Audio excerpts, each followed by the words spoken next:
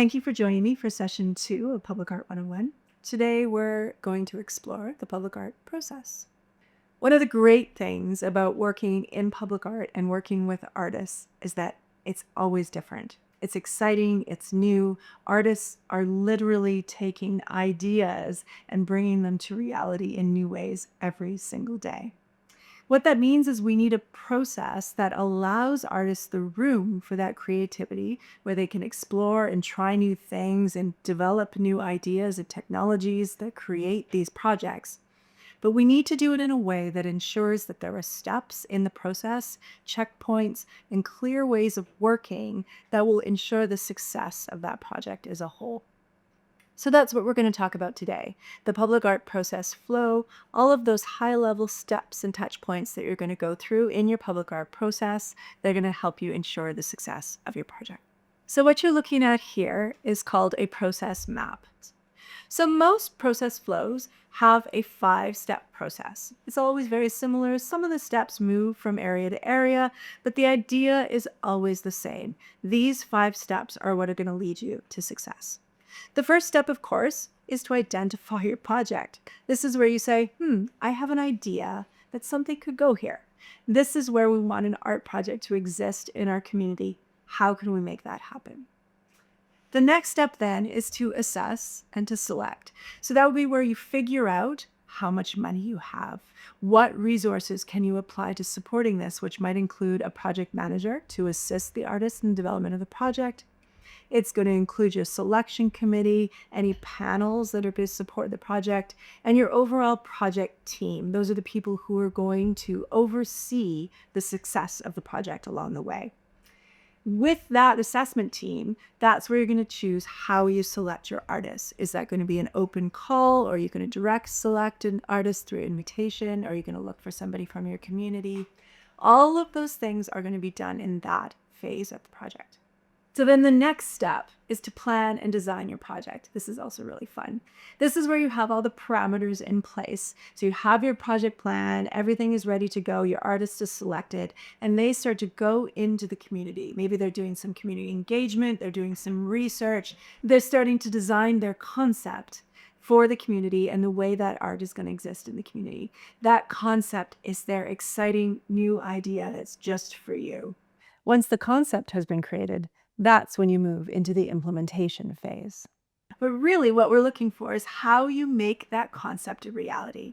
So depending on whether your artwork is 2-dimensional or 3-dimensional, whether it needs installation into the ground, whether there's electrical, if there's glass, if it's an external fabricator, this is where you start to actually develop the project and make it real.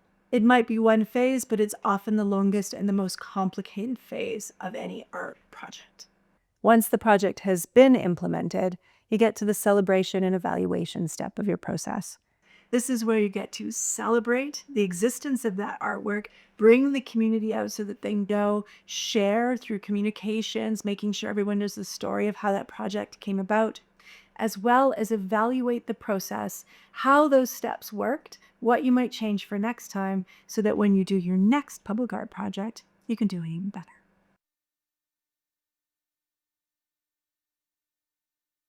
So step 1 is just the identification of your project. It is literally your idea. This is where you're going to determine how you're going to get some money to make this happen, because we all need to have enough money to support the development of the project and the vision that we have.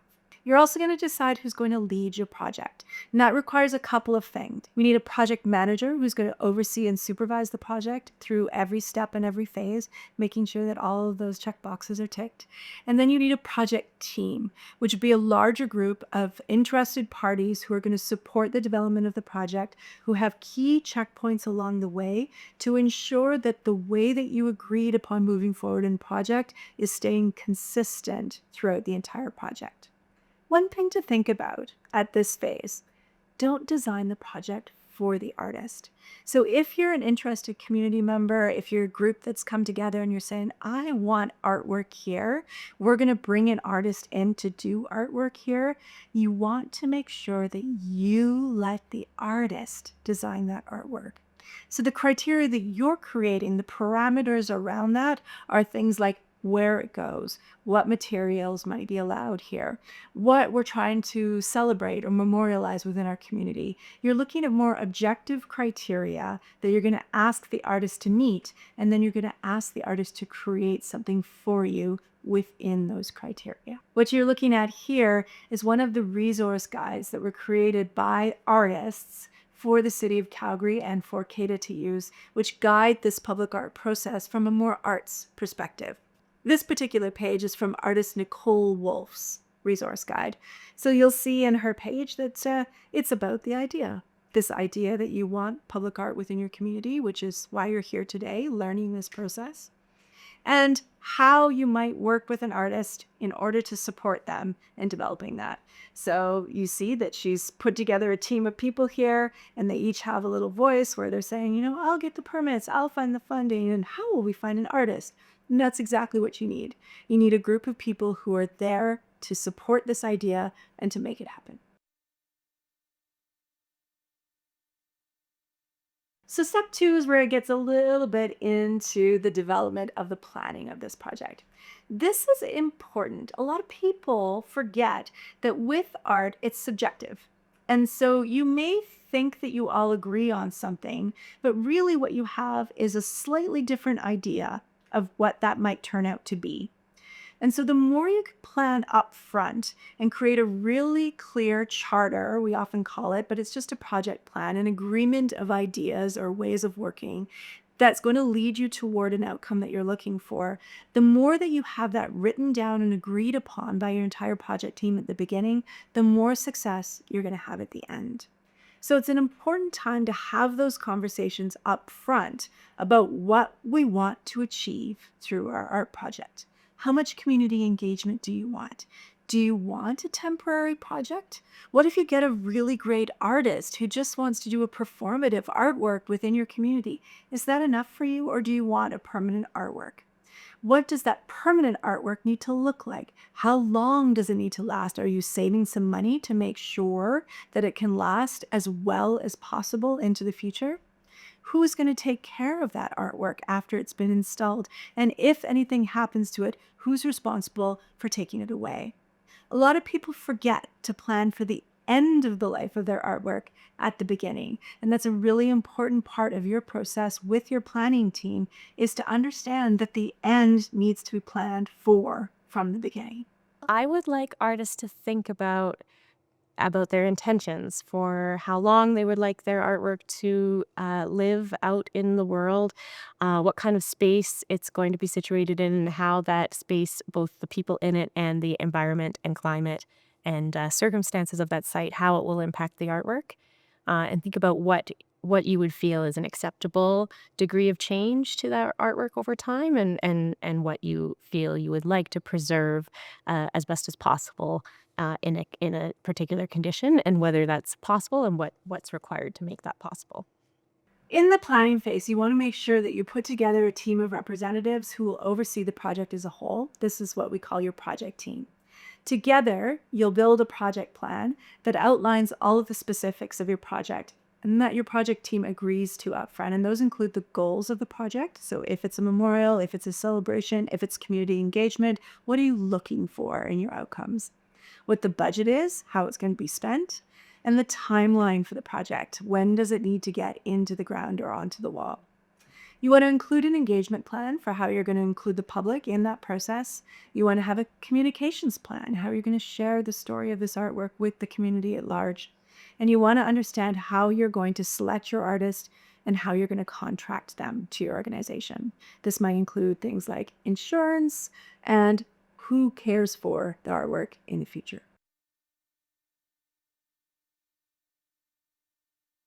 Step 3 is where we get the concept and the design. So after an artist has done their research, they might do a community engagement component, actually involve the community in the idea and how they're going to execute it. And then the artist will develop their concept. This is their idea. It usually includes mock-ups, drawings, maybe some computer-generated images. A lot of artists like to do maquettes. It's actually going to show you what they can create within the parameters that you've provided them. So they're going to, in their concept, ensure that they can meet your budget and your timeline that you've laid out for them, that they're meeting all of those goals and objectives through their design, and they're going to give that to your project team for approval. So this is the idea before you invest the money in making it. And the checkpoint is to make sure that that concept meets the needs of the project as a whole before it starts being built.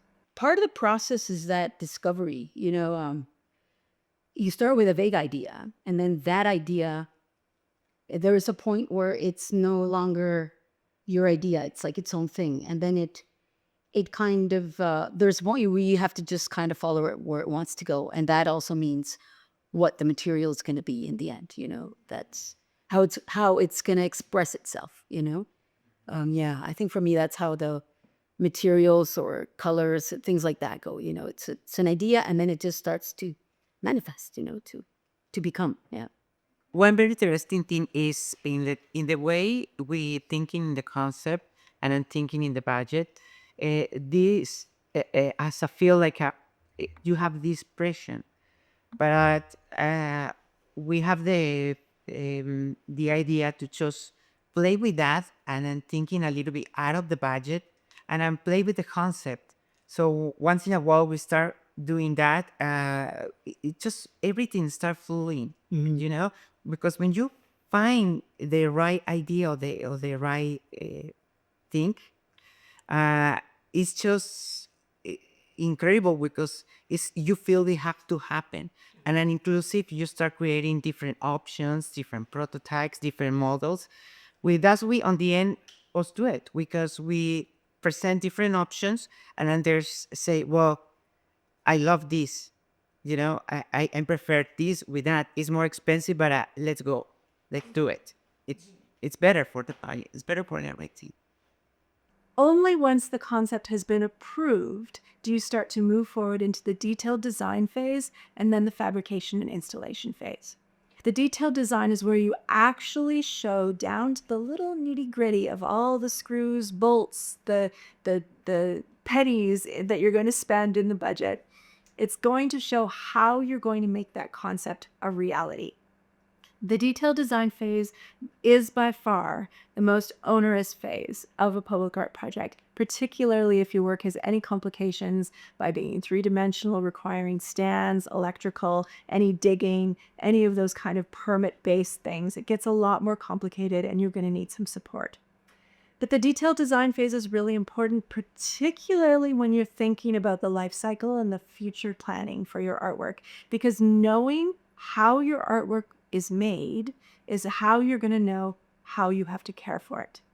So your detailed design has to be done before you move into fabrication, because if there's anything that can't go into the public realm or can't be used or can't be cared for the future, it needs to be changed in that detailed design before it's made.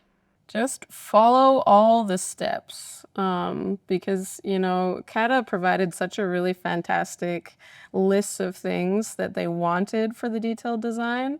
And I always think about what if I was trying to describe this to my grandma or someone who has no understanding of what the art is, or even maybe the medium or how technology works or any of those things. How would I be able to walk them through step by step every little piece so that they could have an understanding of how this works and how it's put together and how to keep it safe and all of those details that are required at a detailed design review, and just like be overly detailed.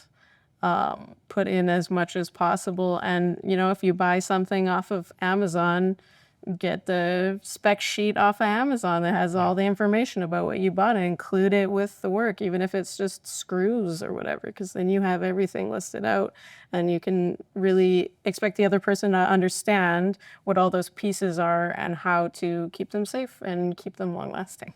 And it's so important to actually do this, not only for those who will own and take care of the piece. But it also shows the people that you want to work with in the future that you can be trusted to do these kinds of things, that the details are important to you as the artist. And that's so powerful. Like in any industry, again, I keep on referring to that any industry thing. It's who you know and the relationships you build. And as you have those opportunities to work with people, if you are able to deliver above and beyond, and they can trust that if something goes wrong, you're there, you can figure stuff out. When it comes to responsibilities, you're going above and beyond, and everything's crossed, like the T's and the I's are all dotted and crossed, then you can have those bigger projects. Because those bigger projects don't come unless people can trust you with the money, the time, the organization, everything that goes into just making the art.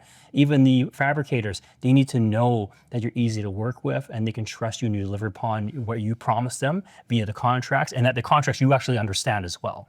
So again, details matter. It's the part that I hate the most, but sometimes I just have to compartmentalize and go step by step.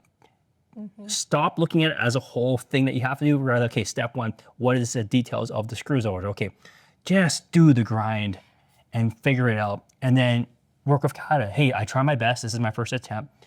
Push past the frustration and the confusion that I know I feel every time, and eventually it becomes easier. It really does. When you look at the whole spec sheet, it's like, well, I have to do all that. I just want to make the art. It comes with the job. It really does. And if you can do it, you can have a better time as an artist because the projects that are going to be available to you now become even more amazing. When we get into step 4, implementation, this is where you're actually in the fabrication and installation phase. Some artists fabricate themselves. That means they make it themselves. Some artists hire people to fabricate. Either way, that fabrication gets done and then it gets installed in the ground. And you want to make sure that what is installed is as close to that concept and to the detailed design as possible. So each part of this is ensuring that we accurately know what is placed in the public realm. It is the public. It belongs to everyone, and we need to know what's there. All of this includes planning for the future, constant conversation that needs to be happening in the background. How are we going to take care of this piece once it's in the ground? How are we going to make sure that it lasts as long as possible? What are we going to need to do when it's removed? And artists, this is important for you too, not just for the community that's taking care of this piece. It's really important because you want your artwork to be represented in its best possible form for as long as possible, because that reflects on you and your practice over time. Once you've completed the fabrication and installation, so the artwork's been made, it's been put into the ground, there's a lot of documentation that needs to go into the final piece. And that's all of the reports on how the artwork was actually made and actually put into the ground, so that the people taking care of it into the future know how to fix it if there are any problems. How do they open the artwork to change the light bulb? Are there batteries that need to be replaced? What do we do with augmented reality over time as digital formats change? Who owns the online rights to things? These are all questions that need to be asked as a part of that process. This final documentation will include what we call a stewardship manual or maintenance manual, which answers all those questions. They're all things that should have been answered in the detailed design phase, so it's just kind of a natural follow through of that. We want to have life cycle agreements so that we know upfront what the intended life of an artwork is. You often hear stories where an artwork gets removed because it was damaged and the artist is surprised that that artwork has been removed. They thought it would be there forever. No art lasts forever, especially outside, especially in Calgary weather. So we have to plan for when an artwork is intended to live, and then plan for its removal and remediation after its life cycle is complete. It's really important to have a sense of what the lifespan of the artwork should be right at the outset of the project, and then design the artwork to meet that lifespan. That's the best way to go about it, basically, is you're not necessarily always going to meet it, but if you do everything you can with that in mind and build to that lifespan in mind, then you're much more likely to have success. And choosing materials, choosing a site, making all of those decisions around design that could impact the longevity of the artwork. We're going to touch a little bit on warranties. So all artworks are expected to have a 2-year warranty from the artist. So the artist is actually expected to guarantee their workmanship and craftsmanship for the first 2 years of lifespan. That's just in case something happens to the artwork due to poor fabrication. So artists, make sure when you work with a fabricator that you get that same warranty from your fabricator. So they too are covering the first 2 years of the artwork for its lifespan.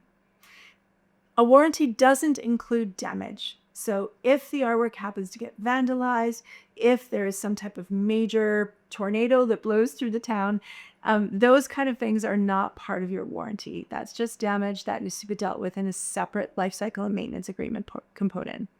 Your warranty is protecting your work. It's protecting the community and helps them understand and have confidence that the work that you're providing them is going to last for that intended life cycle of the artwork.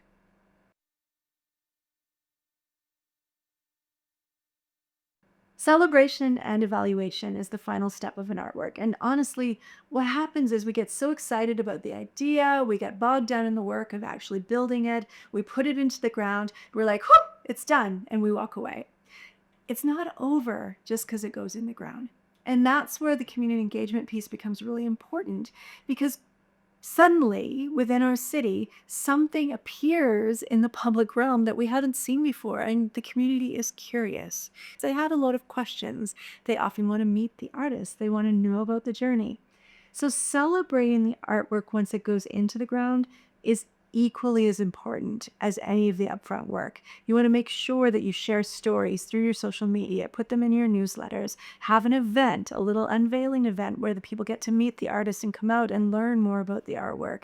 You want to do interaction with the artwork so that it stays alive through its lifespan in your community. That's part of that connection to the streets that we've been talking about, making sure that your artwork lives within the city that you're part of.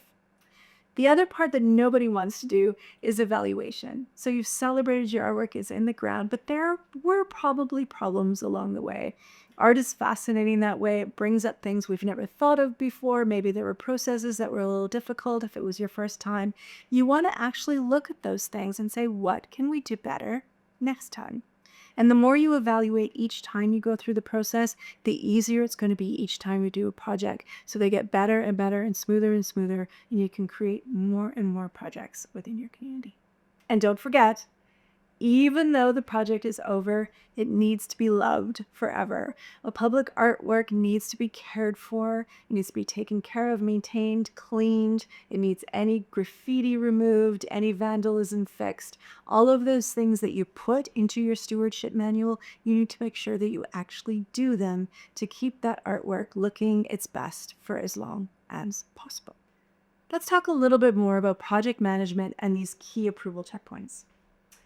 So someone needs to oversee this process. A lot of times communities will hire an artist and assume that the artist is the one who oversees that process. But we have to remember that the artist in the art project is actually just one part of a larger process. And as we get more into the understanding of how a budget for public art works and how the management of it works, you'll start to see that the public art component exists here and the project as a whole exists here. Your project manager is going to ensure that all of those steps within the container of the best practice of public art are being followed along the way. And that includes that this oversight is consistent so that the goals that you set at the beginning continue to be the goals that are met by the end of the project. I think one of the main things I realized was that there was a long process to follow, but it wasn't a very simple linear process. Like I had to be doing about 3 separate things at once that were all somewhat dependent on each other, and there really wasn't any way to make that simpler.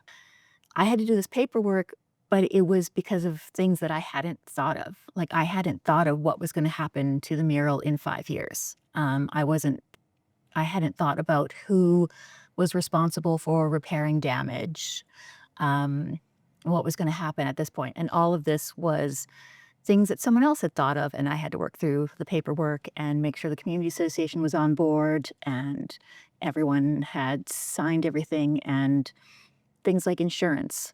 I had never thought of it. And it's a good thing when you've got people on ladders and paint volunteers with paint cans and that kind of thing. Documentation is key. So in that process with your public art team, you want to make sure that it's all written down and agreed upon, and that these checkpoints are actually approved along the way. So make sure that you clarify, write it down, and continue to check in along the process to make sure that those goals are happening. These checkpoints and reminders bring us back to the original intent of the project, so that as things happen, because public art can take a long time, sometimes it could take years to actually complete a project. Teams change, maybe some members shift along the way, perspectives start to change as time goes on, and maybe you need a reminder of what those ideas were that you had back at the beginning, because maybe the project has evolved. Maybe you even need to change the intention of the project. And those checkpoints will give you that opportunity to work as a team and go, hey, actually, this goal doesn't work anymore. Can we all agree together that we need to revise this goal, write it down, so that the project continues to move forward in a good way? So all of these processes, you might enter into your process at any point in that circle. And once you enter into the process, you still need to make sure that you complete all of those steps no matter where you enter in. So does that make sense? You want to make sure that you have the room to adapt and change the process based on what the community needs, what the artist brings, how their funding comes to you. You still want to make sure that you cover all those steps no matter what part of the process you start in. Every time something changes in your process, you have to make sure you circle back to the beginning and start each step over again. So if 2 years into your project, you go, oh, actually, this goal doesn't work anymore. The project has changed. The community has changed. We wanted to use this wall, but oh my goodness, they're going to tear down this building. What can we do instead? You have to go back to the beginning and revise together all of the work that you did just to make sure that you stay on track. There's a lot of circling, a lot of checking in, and that's part of the process that's going to help you work. Thank you for joining me for this high-level overview of the process flow. So I know that was a lot of information. Don't worry. Over the next few sessions, what we're going to do is go into each of those aspects and discuss them in a little bit more detail so that you have a deeper understanding of each of those steps along the process. In our next session, we're going to look at budget. I know it's money. Nobody really wants to talk about it, but it's one of the key factors of understanding your project. And there's some very specific ways that it works in public art. So I look forward to sharing more information about that with you. Coming soon.